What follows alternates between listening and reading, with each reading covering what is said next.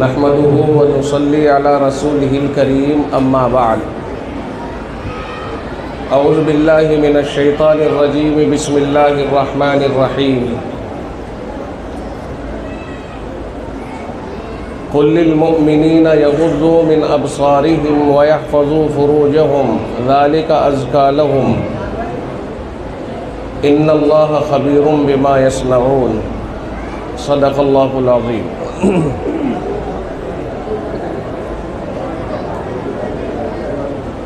وقال تعالی فی مقام آخر قل هل يستوي الذين يعلمون والذين لا يعلمون انما يتذكر اولو الالباب۔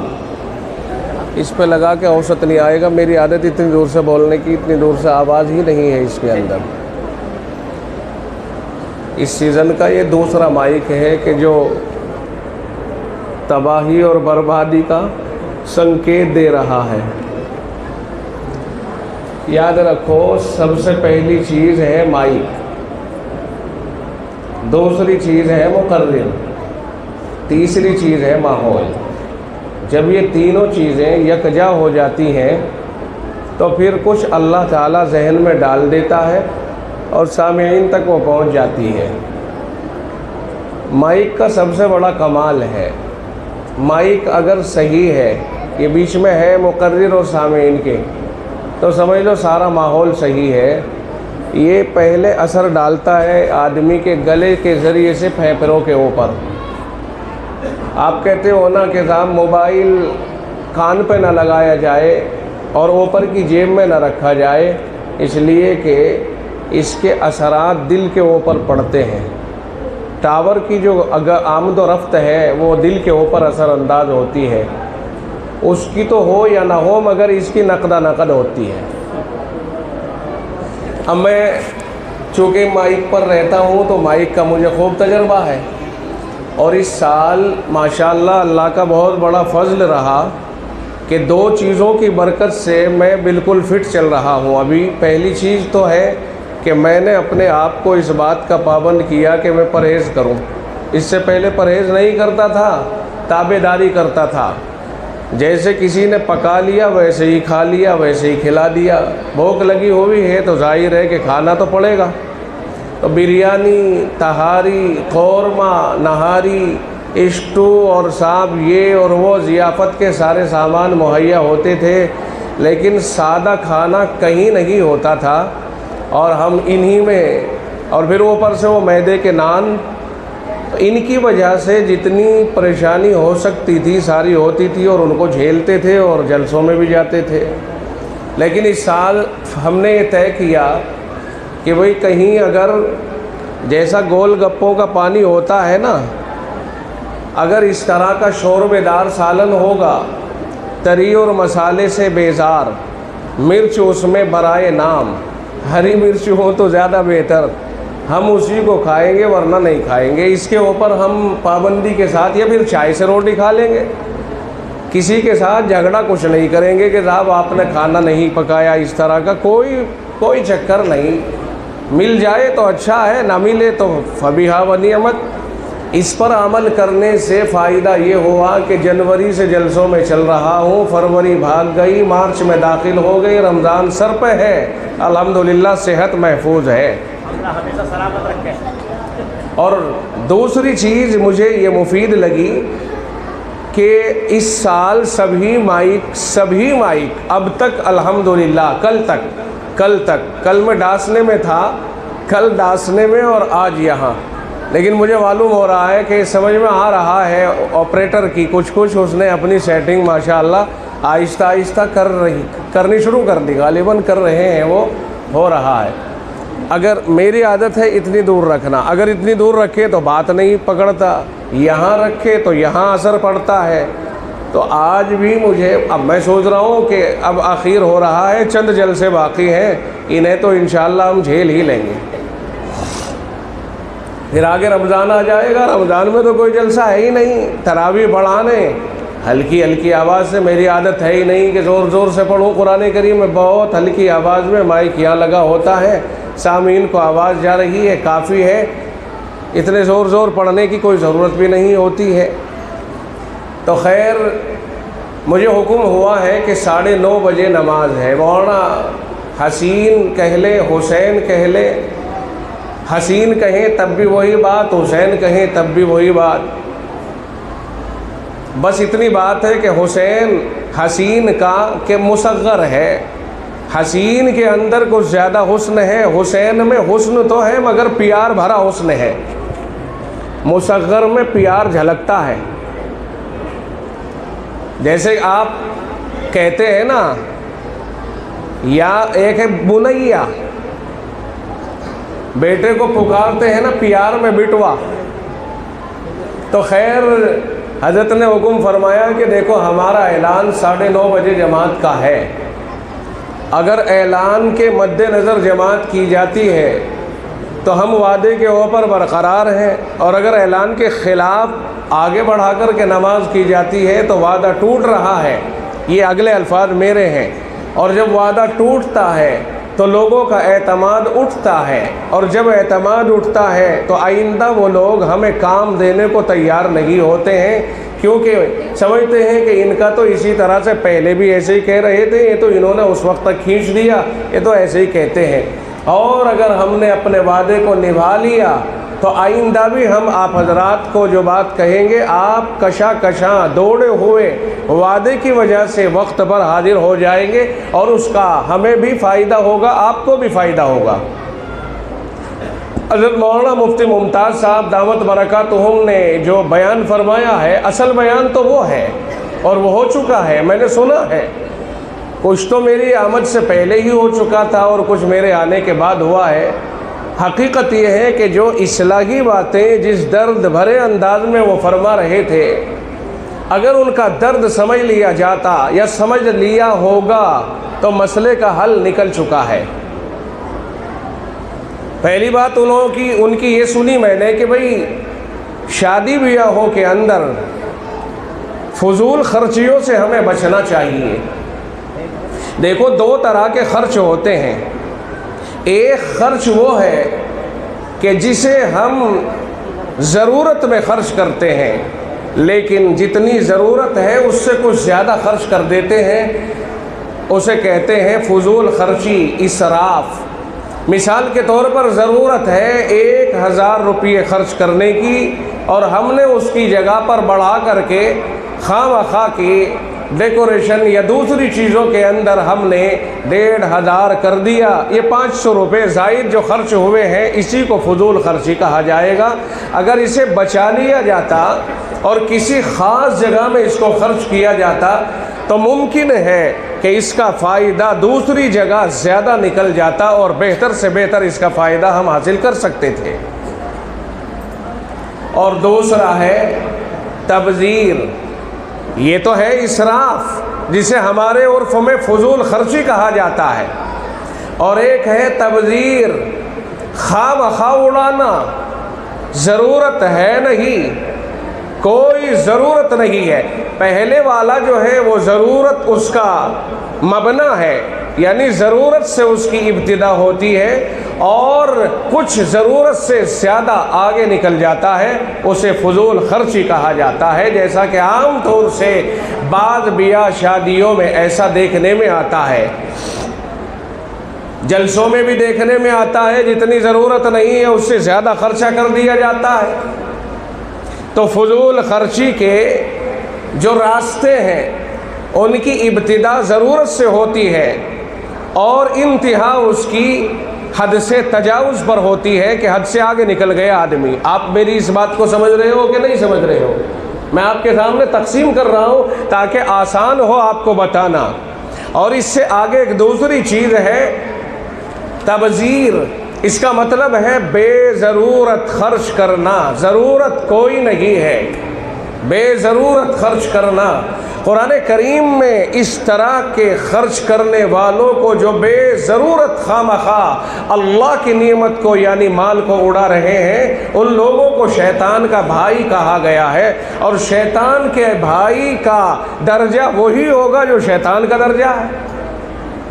بھائی شیطان کا جو بھائی بنے گا وہ شیطان والی ہی صفات کے اوپر جاتا رہے گا کہ نہیں؟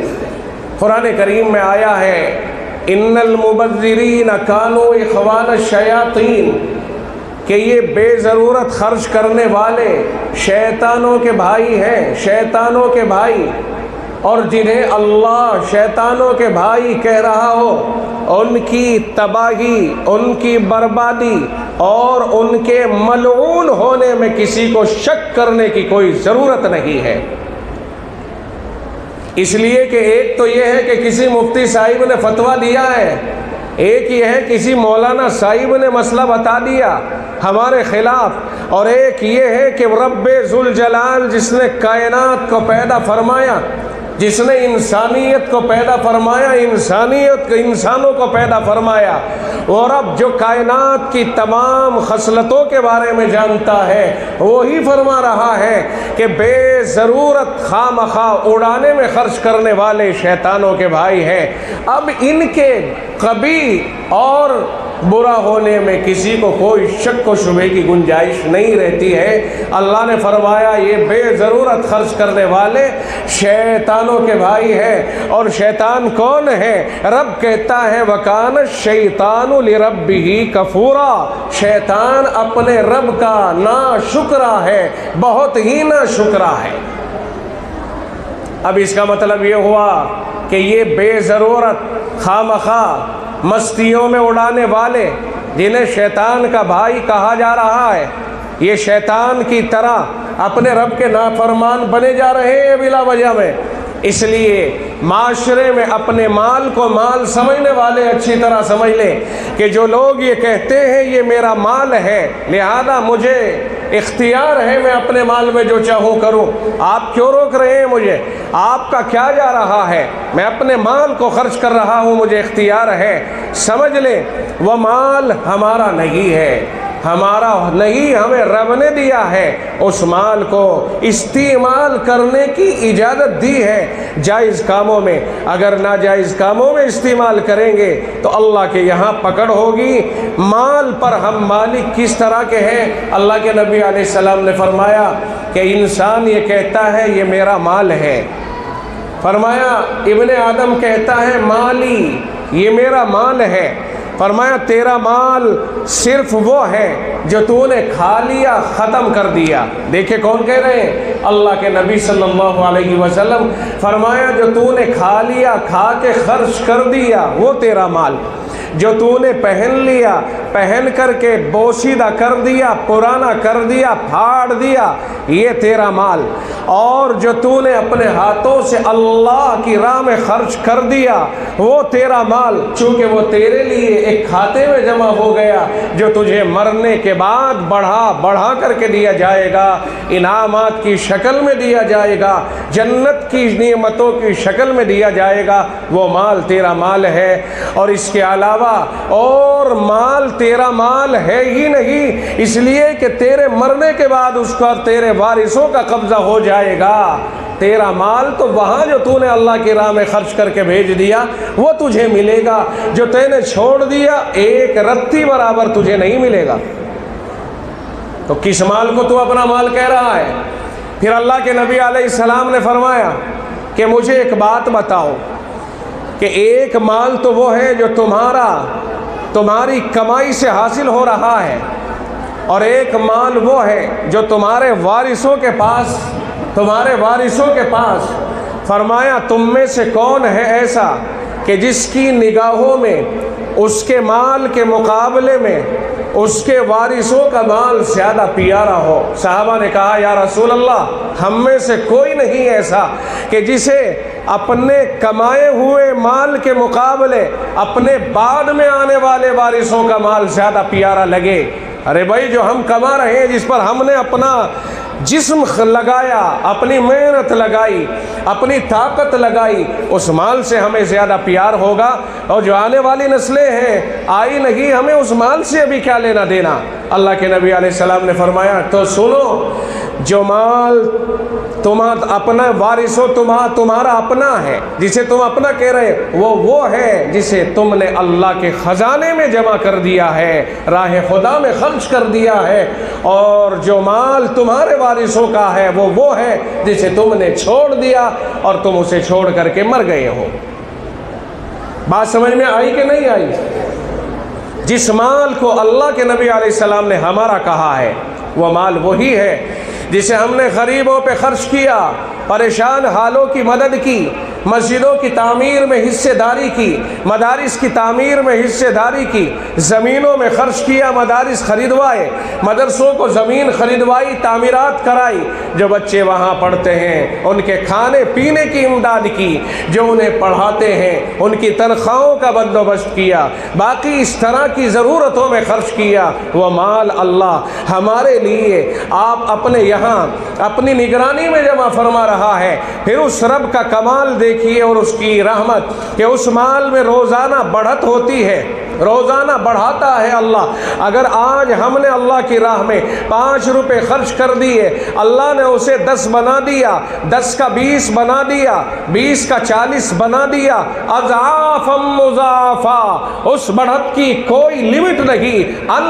لمٹ بڑھاتا چلا جاتا ہے اللہ۔ بڑھت پر بڑھت ہوتی رہتی ہے۔ جس طرح تجارت کسی کی بڑھیا اچھی چل رہی ہو، روز نفع ہو رہا ہو، اور وہ تجارت کبھی بھی بند نہ ہو، تو آپ بتائیے کہ ایک آدمی کہاں سے کہاں پہنچ جائے گا، کہاں سے کہاں پہنچ جائے گا، مالک پر مالک بنتا چلا۔ اسی طرح راہ خدا میں جو ہم خرچ کرتے ہیں مال، وہ مال اللہ تعالی محفوظ رکھتا ہے، پھر اس میں بڑھاتا ہے جس طرح تجارت بڑھتی ہے، اور اللہ قیامت کے دن اس بڑھے ہوئے مال کو اسے واپس لوٹائے گا کہ یہ تیرا مال ہے۔ وہ کہے گا مولا کریم میں تو اتنا کہیں خرچ نہیں کیا، تو اللہ فرمائے گا تو نے فلاں موقع پہ خرچ کیا تھا اور ہم نے اس میں بڑھت کی، تو ہم نے خوش ہو کر کے جو بڑھت کی ہے وہ مال تیرے حوالے کیا جا رہا ہے، اس کا نفع اور اس کا اجر تیرے حوالے کیا جا رہا ہے۔ اب بتائیے یہ مال جو ہمیں کل قیامت میں ملے، ہم اس وقت ضرورت مند ہوں گے، پریشانیوں میں وہ ہمارے کام آئے گا۔ آج دنیا میں اس طرح خرچ کرنا اپنے مال کو بہتر ہے یا خواہ اڑانا بہتر ہے؟ خواہ اڑانے کے مقابلے یہ بہتر ہے اس کو کیونکہ اسے آگے ہمیں کام میں لینا ہے، برباد نہیں کرنا چاہیے اپنے مال کو۔ اللہ نے دیا ہے تو یہ بڑی نعمت ہے۔ اب میں آپ کو لوٹ کر کے بتاتا ہوں، میں نے کہا تھا ایک ہے اسراف، ایک ہے تبذیر، ضرورت سے زیادہ خرچ کر دیا، فضول خرچی اور اسراف کیا، بے ضرورت خرچ کر دیا، یہ تبذیر ہے، یہ اللہ کی نگاہوں میں بہت برا ہے۔ اسے مثال کے طور پر سمجھیے کہ جس طرح سے ہمیں کہیں فنکشن کرنا ہوتا ہے، ہم نے وہ پروگرام کیا، فنکشن کیا، ضرورت سے زیادہ ہم نے ڈیکوریشن کیا، ضرورت سے زیادہ ہم نے وہاں پر مال خرچ کر دیا، یہ ہم فضول خرچیوں میں مال بھیج رہے ہیں، اور ضرورت نہیں ہے۔ جیسے ہم نے آتش بازیوں میں خرچ کر دیا، آتش بازی کی کوئی ضرورت نہیں تھی، آتش بازی تبذیر ہے۔ آتش بازی کرنے والوں کو بجا طور پر شیطانوں کا بھائی کہا جا سکتا ہے۔ آپ نے دلہے کو گھوڑے پر چڑھا کر کے پیش کر دیا، گھوڑے پر دلہے کو چڑھا کر کے نمائش کرنے کی کوئی ضرورت نہیں تھی، یہ گھوڑ چڑھی تبذیر میں شامل ہوگی، یہ پٹاخے اور یہ آتش بازی یہ تبذیر میں شامل ہوگی، یہ خواہ بے ضرورت اپنے مال کو اڑانا ہے۔ اس طرح کے اموال کو خرچ کرنے سے ہمیں پرہیز کرنا چاہیے، اس لعنت سے اپنے آپ کو بچانے کی ضرورت ہے، اور جہاں خرچ کرنا ضروری ہے ہمیں وہاں خرچ کرنا چاہیے۔ میں نے ایک دکھ بھری داستان سنی، ایک امام صاحب نے مجھے کہانی بتائی، انہوں نے کہا کہ ایک نکاح پڑھانے کے کے لیے، ابھی اسی ہفتے کی بات ہے، 2-4 دن پہلے کی، ایک نکاح پڑھانے کے لیے مجھے مدعو کیا گیا، میں نے نکاح پڑھایا۔ نکاح پڑھاتے وقت میں مجھے معلوم ہوا کہ یہ شادی اتنی بڑی ہے کہ 22 لاکھ کی گاڑی دی گئی ہے، 10 لاکھ روپے کیش دیا گیا ہے، اور باقی جو دولت اور جو مال دیا گیا ہے وہ اس کے علاوہ ہے۔ سب کچھ ہونے کے بعد جس وقت میں مہر کا مسئلہ آیا تو مہر کے موقع پر وہ 22 لاکھ کی گاڑی لینے والا کہتا ہے مہر اتنا دو جتنا مہر بچہ ادا کر سکے۔ ارے 10 لاکھ اس بچی کے باپ سے اپنے ہاتھ میں لے کر کے بھیک کے کٹورے میں ڈالنے والے بے ایمان اور معاشرے کے بھیڑیے، تجھے شرم نہیں آ رہی ہے؟ 10 لاکھ تو نے ناجائز طریقے پر ڈکیتوں کی طرح اس سے لے لیا، اس کے باپ سے 22 لاکھ کی گاڑی کا ناجائز طریقے پر مالک بن رہا ہے، اسے دباؤ بنا رکھا ہے اس کے ذہن کے اوپر، اس سے گاڑی کو وصول کر رہا ہے، ہزار اور لاکھوں لاکھ روپیے کا دوسرا سامان لے رہا ہے، اور پھر کہتا ہے 2-2.5 ہزار روپے کا مہر باندھ دو، لڑکے کو ادا کی حالت دیکھنی چاہیے، پھر ادا نہ ہوا تو کیا کرے گا؟ بے ایمان تو اسے اسی وقت میں ادا کر۔ میں اماموں سے بات برائے کرم دست بستہ کہتا ہوں، اور حضرت قاری صاحب اور حضرت مفتی صاحب اور دیگر اکابر کی موجودگی میں یہ بات کہتا ہوں کہ کم از کم جو لوگ جہیز بڑھ چڑھ کر کے لے رہے ہیں اور تمہاری چلائی ہوئی تحریک کے مطابق وہ سادگی پر نہیں آتے ہیں، تو پھر تم بھی اس بات کے اوپر کم از کم اڑ جاؤ کہ ہم ان لوگوں کے نکاح تو پڑھا دیں گے لیکن مہر فاطمی سے 1 روپیہ کم پر ہم نکاح نہیں پڑھائیں گے، اور فوری طور پر اسی مجلس میں نقد وصول کر کے لڑکی کے حوالے کیا جائے۔ میں نہیں سمجھتا کہ آپ میری اس تجویز سے اتفاق کرو گے، ہو سکتا ہے آپ کو اختلاف ہو میری اس تجویز سے، لیکن میں یہ کہنا چاہتا ہوں کہ جس آدمی نے جہیز لیا، جبکہ جناب محمد الرسول اللہ صلی اللہ علیہ وسلم یہ فرما رہے ہیں یا معاشر الشباب، او نوجوانوں، من استطاع منکم الباءۃ فلیتزوج، جو تم میں سے شادی کرنے کی ہمت رکھتا ہو اسے شادی کرنی چاہیے۔ کیوں؟ فإنہ اغض للبصر، اس لیے کہ وہ آنکھوں کو اور نظروں کو نیسی کرنے کا ذریعہ بنتا ہے، وأحسن للفرج، اور خواہش نفس کی حفاظت کا ذریعہ ہے نکاح۔ نکاح سے بد نظری پہ کنٹرول ہوگا اور خواہش نفس کے اوپر کنٹرول ہوگا۔ آقا نے فرمایا وَمَن لَّمْ يَسْتَطِعْ، جس میں نکاح کی ہمت نہ ہو، فَعَلَيْهِ بِالصَّوْمِ، اسے روزے رکھنے ضروری ہیں، فَإِنَّهُ لَهُ وِجَاءٌ، اس لیے کہ روزے رکھنے سے نفس ٹوٹتا ہے، گناہوں کا مادہ ختم ہوتا ہے، اور وہ آدمی اپنی عزت اور عصمت کو محفوظ کر لیتا ہے۔ اللہ کے نبی علیہ السلام نے یہ طریق بتلایا ہے کہ جو لائق ہیں، علماء نے کہا جو شادی کے قابل ہیں انہیں شادی کرنی چاہیے۔ اس کا کیا مطلب ہے؟ جواب ارشاد فرمایا اس کا یہ مطلب ہے کہ جسے نکاح کرنا ہے اسے چند چیزوں کو ملحوظ رکھنا ہوگا۔ جوانوں سنو، آقا نے جوانوں کو مخاطب کیا ہے، بوڑھوں کو نہیں۔ آقا نے جوانوں کو مخاطب کیا ہے، بچوں کو نہیں۔ آقا نے جوانوں کو مخاطب کیا ہے تو خاص طور سے جوان توجہ دیں، کیونکہ شادی کی ضرورت جوانوں کو پڑتی ہے۔ اس لیے فرمایا کہ تم جوان ہو تو تمہارے اوپر ضروری ہے کہ لڑکی کے لیے مہر کا انتظام تمہارے پاس ہو، لڑکی کے لیے کھانے کا انتظام، لڑکی کے لیے مکان کا انتظام، لڑکی کے لیے کپڑے بنانے کا انتظام، ساری زندگی مکان تمہارے ذمے، ساری زندگی کھانا دینا تمہارے ذمے، ساری زندگی لڑکی کو کپڑے بنا کے پہنانا تمہارے ذمے، اسے مہر دینا تمہارے ذمے، معاف نہیں کرانا، مہر دینا تمہارے ذمے ہے۔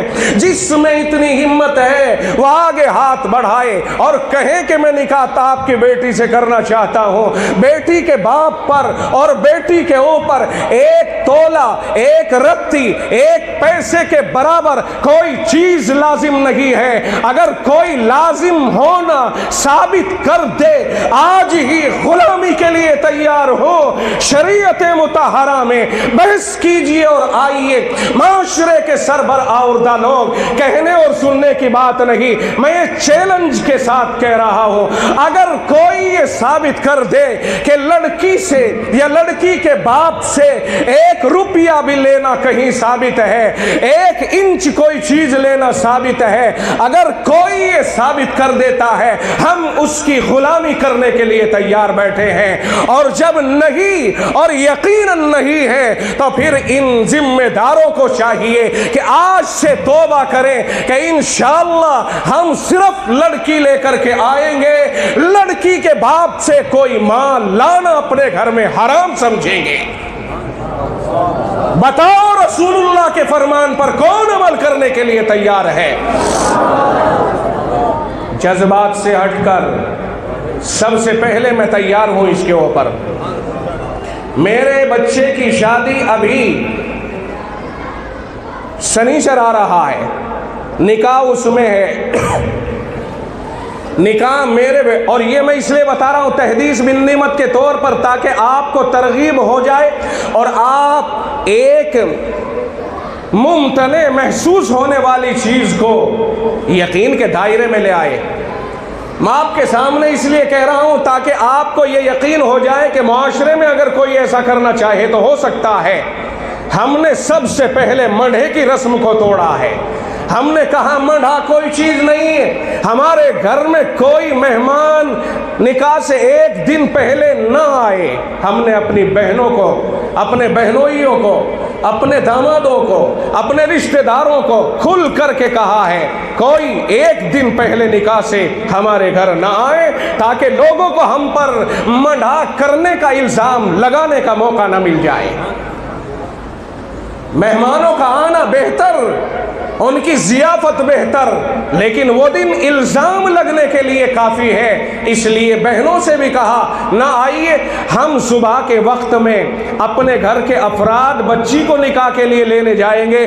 2 भाई हम हैं, हम दोनों भाइयों के 2 बेटे हैं, छोटे बड़े जैसे भी हैं। एक उनका होने वाला दामाद है, दामाद उनके लिए हुआ। 6 अफराद हम बाप बेटे हुए।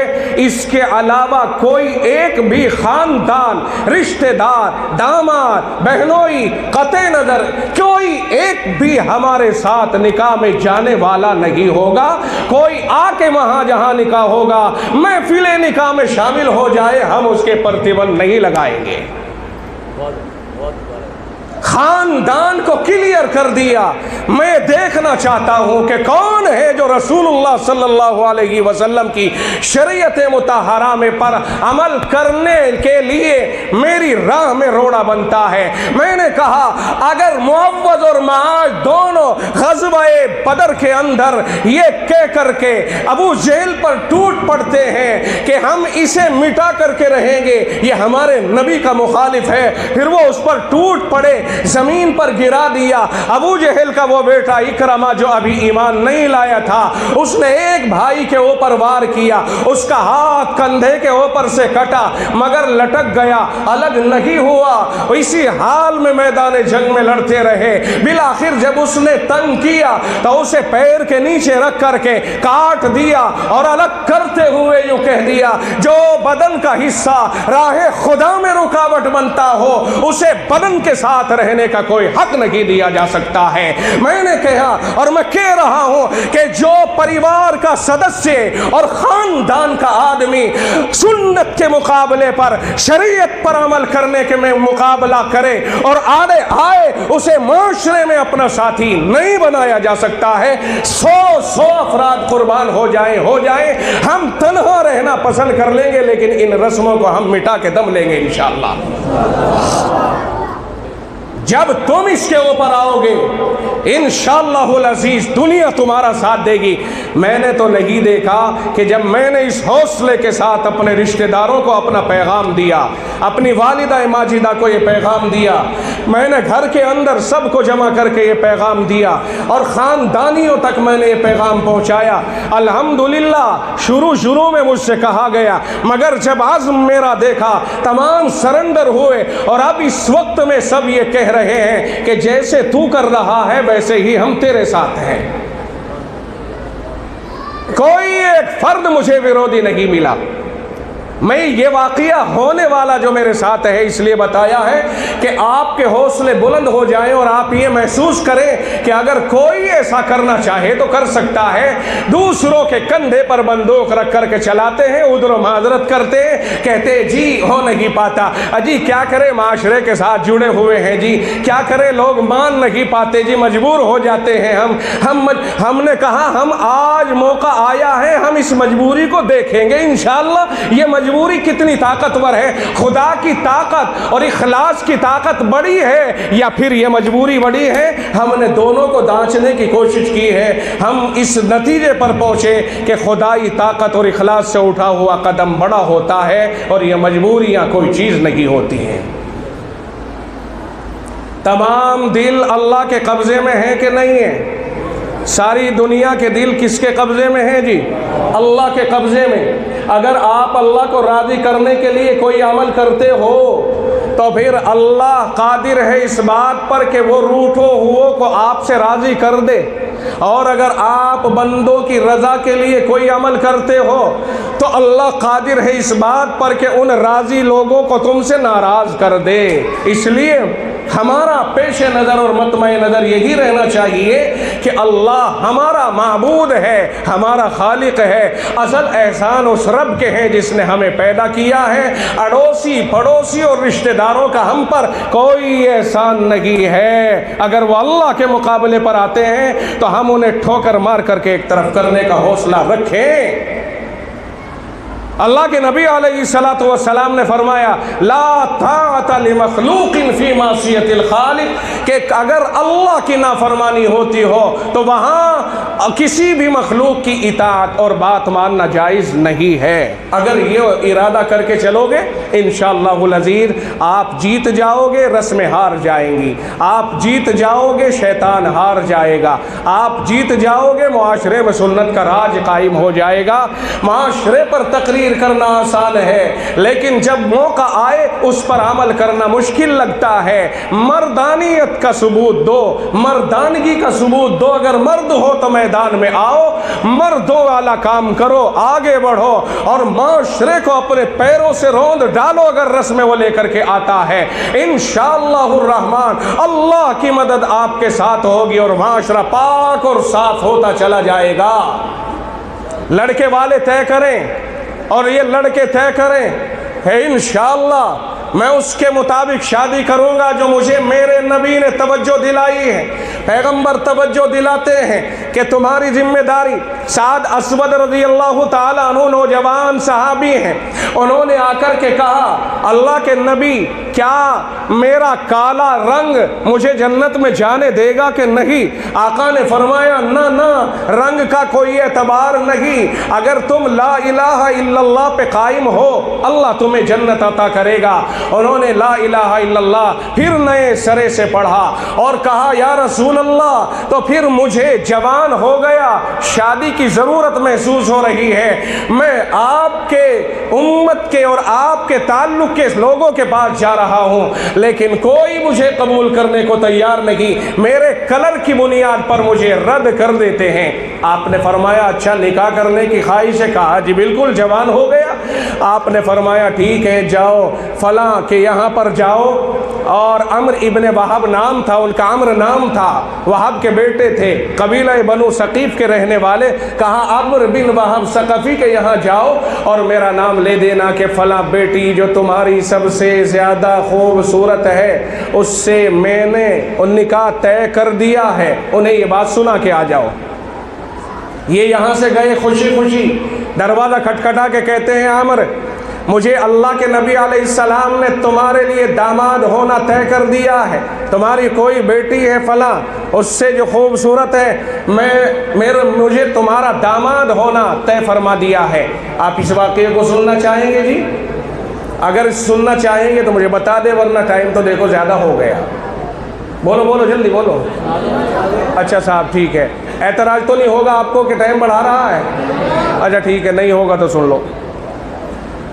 اللہ کے نبی علیہ السلام کا بھیجا ہوا قاصد پہنچ گیا کہ جی مجھے آپ کی بیٹی سے داماد بنا کر کے اطلاع دینے کے لیے اللہ کے رسول نے بھیجا ہے، آپ کی بیٹی کا شوہر بنا کر کے، آپ کا داماد بنا کر کے اطلاع دینے کے لیے بھیجا۔ ان کا تو پارا ہائی ہو گیا، ان کے دماغ میں آئیے باولا ہے باولا، اتنے کالے کو میری اتنی خوبصورت بچی کے لیے رسول اللہ کیسے پسند کریں گے؟ دماغ میں یہ آیا کہ جھوٹ بول کر کے دھوکے سے مجھے میری بیٹی کو سے نکاح کرنا چاہتا ہے۔ انہوں نے ڈانٹ کے بھگا دیا۔ بیٹی جو اندر سن رہی تھی، یہ بات سن رہی تھی، اس نے باپ کے واپس لوٹنے کے بعد گزارش کی، ابو جان آپ ناراض کیسے ہیں؟ کہنے لگ گئے چھوڑو چھوڑو بیٹی کوئی بات نہیں۔ انہوں نے پوچھا اللہ ابو بتلائیے مجھے کیا پریشانی ہے، کون تھے وہ جن پر آپ برہم ہو رہے تھے؟ کہنے لگے کہ وہ ایک کالا کلوٹا کالیا آیا تھا اور وہ تیرے سے نکاح کی بات کر رہا تھا۔ کہنے لگ گیا مجھے حضور صلی اللہ علیہ وسلم نے تجھ سے نکاح کے لیے بھیجا ہے، بتائیے میں اس کالیا کو تجھے دے دوں؟ نہیں ہو سکتا ہے، میں نے بھگا دیا اس کو۔ بیٹی نے کہا ابو جان اگر یہ بات ہے کہ میرے آقا نے اسے میرے لیے پسند فرمایا ہے تو آپ نظر کیجئے کہ وہ کالا ہے مگر بھیجنے والا کالا نہیں ہے، وہ 14ویں کے چاند سے اعلیٰ ہے۔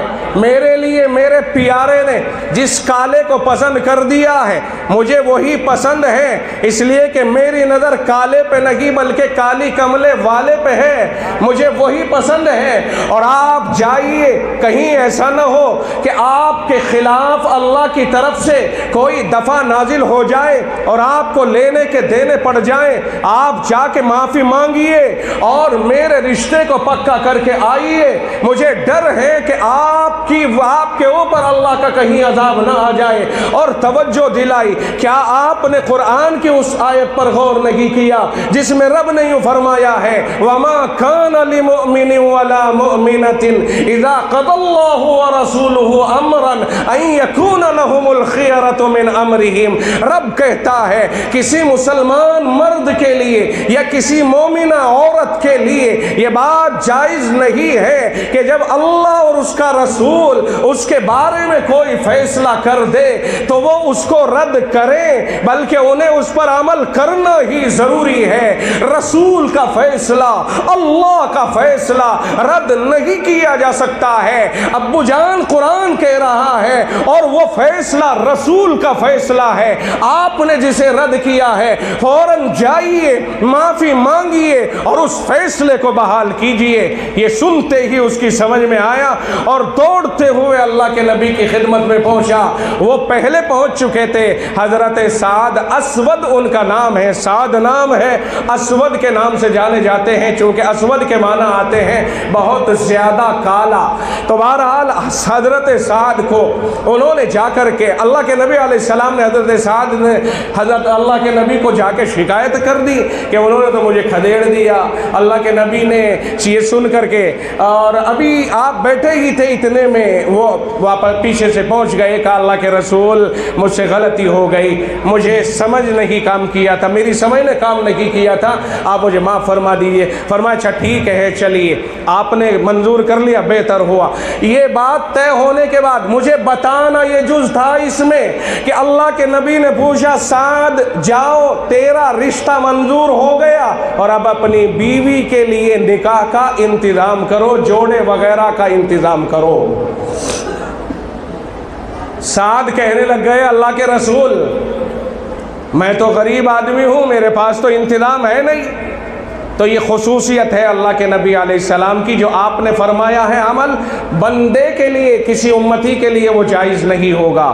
اگر کوئی غریب ہے، روٹی کپڑے اور مکان کا انتظام نہیں ہے، تو اس کے لیے شادی کرنے کی بھی اجازت نہیں رکھی گئی ہے جب تک اس کا انتظام نہ ہو جائے۔ بیوی کو لے جا کے کیا کھلائے گا، بیوی کو لے جا کے کیا پہنائے گا، بیوی کو لے جا کے کہاں بٹھائے گا، بیوی کو مہر کہاں سے ادا کرے گا، پھکڑ کے لیے شریعت میں گنجائش نہیں ہے کہ وہ نکاح کرے۔ اگر وہ یہ کہے میں گناہگار ہو جاؤں گا اس لیے کہ خواہش نفس مجھے بھی ہے، تو آقا نے فرمایا روزہ رکھ کر کے اپنی خواہش کو توڑے، لیکن کسی کی بیٹی سے اس بنیاد پر نکاح نہیں کرایا جا سکتا کہ اس کا باپ جہیز دے کر، اس کا باپ تجھے مالدار بنا دے، اس کا باپ تجھے مکان دے دے، اس کا باپ تجھے یہ اور یہ کر دے، اس بنیاد پر تجھے نکاح کی اجازت نہیں دی جا سکتی ہے۔ اپنی مرضی سے کوئی دینا چاہے وہ ایک مسئلہ الگ ہے، لیکن شریعت تو ضابطہ بیان کرتی ہے، رابطہ ایک دوسری چیز ہے۔ ضابطہ تو یہی ہے کہ اسے اجازت نہیں وہ روزے رکھ کر کے اپنی زندگی پوری کرے، محنت مزدوری کر کے مالدار بنے اور پھر لے کر کے بیوی کو آئے، یہ ہے ضابطہ۔ اب عمرو بن وہب کیوں کہہ دیا جاؤ تم اپنے گھر میں جاؤ، اور سعد سے کہا اچھا تیرا انتظام نہیں ہے تو انتظام تیرا ہم کرتے ہیں۔ انتظام کرایا، اسے تھوڑا سا پیسہ دے دیا، جاؤ کپڑے لتے اور ضرورت کا سامان خرید کے لے آؤ۔ تو سوال یہ پیدا ہوا انتظام کون کر رہا ہے؟ جہیز کا انتظام باپ تو نہیں کر رہا ہے نا، بلکہ انتظام تو اپنی بیوی کے لیے شوہر کر رہا ہے۔ آگے بڑھیے، انہیں وہ دے دیا گیا پیسہ، جاؤ بازار میں جا کر کے انتظام کر لو۔ انہوں نے بازار میں خریداری کرنا چاہی، مگر اچانک پیچھے سے آواز لگی کہ لوگوں کفر اسلام پہ دھاوا بول رہا ہے، تمہاری ضرورت ہے کفر کا مقابلہ کرنے کے لیے، آؤ نکل جاؤ، آؤ اللہ کی راہ میں نکل پڑو۔ چنانچہ اس وقت میں عمرو کا جذبہ، سعد کا جذبہ دیکھیے کہ اس میدان سے، اس بازار سے واپس لوٹ گئے جس بازار میں وہ خریداری کرنا چاہتے تھے جو بیوی کی ضرورت کی خریداری تھی، اور لوٹ کر کے اس بازار میں پہنچ گئے جہاں سے مقابلے کے سامان ملتے ہیں۔ اس پیسے سے مقابلے کا سامان لیا، آپ اشارہ سمجھ رہے ہو، اور پھر لوگوں میں اس طرح چھپا کر کے وہاں میدان میں شامل ہو گئے، میدان میں اللہ کے دربار میں قبول ہو گئے، خاک و خون میں لت پر زمین کے اوپر اللہ کے راہ میں قبول ہو گئے، جنگ ختم ہو گئی، تلاش کرایا گیا اپنے شہداء کو، مقتولین کو، تو ایک عجیب و غریب مقتول ملا ہے، کالا کلوٹا۔ اللہ کے نبی علیہ السلام کو خبر ملی، آقا تشریف لے گئے، آقا نے دیکھا تو پہچانا کہ میرے پاس نکاح کی عرضی لے کر کے آیا تھا، میں نے تو اسے نکاح کے سامان کو خریدنے کے لیے بھیجا تھا، مگر یہ تو یہاں پر شہید ہوا پڑا ہے۔ آقا نے اپنے دستے مبارک پر اس کا سر رکھا اور اس کے چہرے پہ ہاتھ پھیر رہے ہیں، مسکرا رہے ہیں۔ اچانک آقا نے تیزی سے اپنی نظر دوسری جانب پھیر لی، اچانک نظر پھیرنا، پہلے مسکرانا پھر نظر پھیرنا، یہ عجیب صحابہ کو لگا۔ صحابہ نے پوچھا یا رسول اللہ آپ مسکرائے بھی ہیں، آپ نے نظر بھی پھیری ہے، کیا وجہ سمجھے؟ کیا آپ اس سے نفرت میں مبتلا ہو گئے ہیں کہ پہلے خوش تھے اور اب اچانک آپ نے چہرہ پھیر لیا تو آپ نفرت میں مبتلا ہو گئے؟ اللہ کے نبی نے فرمایا او میرے پیارو، یہ ایک راز ہے جو میرے سامنے تھا، جب تم پوچھ رہے ہو تو میں بتائے دیتا ہوں، یہ میرے پاس نکاح کا پیغام لے کے آیا تھا، میں نے تجویز کر دیا، میں نے اسے بازار بھیج دیا تھا، مگر یہ یہاں پڑا ہوا ہے، میں یہ دیکھ رہا تھا، مسکرا رہا تھا کہ تیرے مقدر سعد تو کہاں تھا اور کہاں مقبول ہو گیا ہے، تیرا مقصد کدھر تھا اور کدھر آ گیا ہے۔ پھر میں نے دیکھا اچانک آسمانوں سے حوریں اس کی طرف استقبال کے لیے بڑھی چلی آ رہی ہیں، جو جنت میں اس کی بیویاں بنیں گی۔ میں نے استقبال کرنے والی ان بیویوں کو دیکھنا گوارا نہ کیا اور میں نے سعد کی ہونے والی حور بیویوں سے اپنی نگاہوں کو ہٹا لیا۔ یہ تھا وہ منظر، قربان جائیے کہ وہ سعد جس سے عمرو بن وہب ثقفی کی لڑکی کا نکاح طے کیا تھا، رب نے منظور اس کا نکاح حوروں سے کیا تھا۔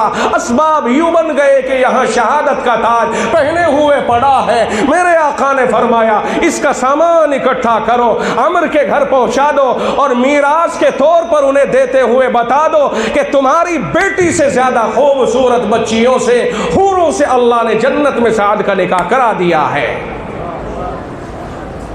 میں آپ سے پوچھتا ہوں، اس حدیث میں مجھے یہ ثابت کرنا تھا جہیز عمر کے اوپر آیا کہ نہیں؟ آیا تو نہیں، لڑکی کے اوپر تو آیا نہیں نا، لڑکی کے باپ کے اوپر تو نہیں آیا کہ آقا یہ فرما دیتے بھائی عمر چلو اپنی بیٹی کے لیے تیاری کرو، تجھے شادی کرنی ہے۔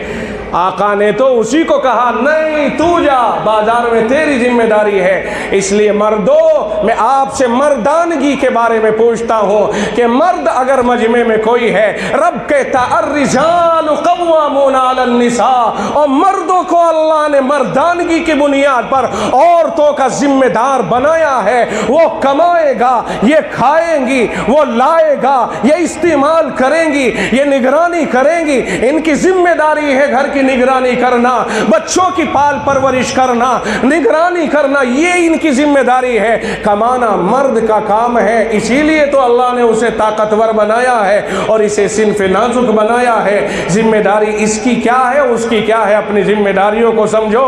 یہاں الٹا ہو گیا ہے، ایسی رسموں میں ہندوانہ ہم مبتلا ہو گئے کہ انہی کو ہم نے اپنے معاشرے کا جزو لازم سمجھ لیا۔ یاد رکھیو، اللہ کے یہاں رسموں کو نہیں بلکہ حقائق کو دیکھا جاتا ہے۔ رسمیں کیا ہیں، حقیقت کیا ہے؟ حقیقت کا سوال اللہ کے یہاں ہوگا۔ رسموں کے اوپر گرفتاری ہوگی، پکڑ ہوگی۔ اس لیے رسموں سے توبہ کرنے کی بات کریں، اور جب جس کا نمبر آتا رہے اسی وقت میں وہ رسموں کو توڑ کر کے اپنے آپ کو معاشرے کا باعزت غیور اور مرد فرد تیار کر کے اور لوگوں کے سامنے پیش کرتا رہے۔ مجھے امید ہے کہ انشاءاللہ آپ حضرات ان باتوں پہ عمل کریں گے، چونکہ ٹاپک پہ ٹاپک آتے جاتے ہیں۔ مجھے تعلیم پر، پردے پر، فلاں چیزوں پر بولنے کی اب ضرورت محسوس نہیں ہو رہی، چونکہ وقت بھی زیادہ ہوا اور مولانا ممتاز صاحب نے ان باتوں کو اجاگر کیا تھا، پیش کیا تھا۔ پردہ ہماری ضرورت ہی نہیں، پردہ ہمارے وجود کا گارنٹڈ ہے۔ اگر ہم پردہ رکھیں گے، عورتیں پردہ رکھیں گی، اور پردہ تو مردوں کو بھی ہے کہ عورتوں کو تو منہ ڈھکوا دے اور مرد اسے تاکتا رہے، خبردار، رب کہتا ہے نگاہ نیچی رکھ، تجھے اوپر اٹھا کے عورتوں پہ ڈالنے کا اختیار کس نے دیا ہے؟ عورتوں کو پردے میں لانے والوں یہ سمجھو کہ پردہ ہم پر بھی ہے، لیکن ہم پر نگاہوں کا پردہ ہے، عورتوں پر نگاہوں اور کپڑوں کا پردہ ہے۔ دو چیزوں کا پردہ ان پہ زیادہ، ایک چیز کا زیادہ ہے۔ اس لیے ہم بھی پردہ کریں اور عورتیں بھی پردہ کریں، تبھی یہ دنیا محفوظ طریقے پر چلی جائے گی۔ اور یہ جب ہوگا جب ہمیں علم ہوگا، اس لیے علم حاصل کرنے کی کوشش کرتے رہیں۔ جب تک معلومات نہیں ہوگی تو عمل کس چیز پہ کریں گے ہم؟ جاہل آدمی، جاہل کا مطلب اناڑی یعنی نہ جاننے والا، جاہل عربی کا لفظ ہے۔ جاہل اسے کہتے ہیں جو کسی چیز کو جانتا نہ ہو۔ میں ڈرائیونگ نہیں جانتا، میں ڈرائیوری سے جاہل ہوں۔ میں مائک چلانا نہیں جانتا، مائک کے بارے میں جاہل ہوں، یعنی انجان۔ انجان کو جاہل کہتے ہیں۔ تو جب ہم باتوں سے انجان ہوں گے تو عمل کس چیز کے اوپر کریں گے؟ میں ڈرائیونگ سے واقف نہیں ہوں تو گاڑی کیسے لے کر کے جاؤں گا، فلائٹ کیسے چلاؤں گا؟ یہ ساری چیزیں تو جاننے سے تعلق رکھتی ہیں۔ تو شریعت کو جو جانتا ہے وہی تو عمل کر پائے گا، جو جانتا نہیں عمل کیا کرے گا؟ اس لیے پڑھ کر بھی سیکھو شریعت کو، اور معلومات کر کر کے بھی سیکھو۔ علم آگے بڑھو، علم حاصل کرو اور اپنے مقدر کے ستارے بلند کرو۔ مجھے امید ہے کہ ان معروضات کے اوپر عمل کیا جائے گا۔ وآخر دعوانا ان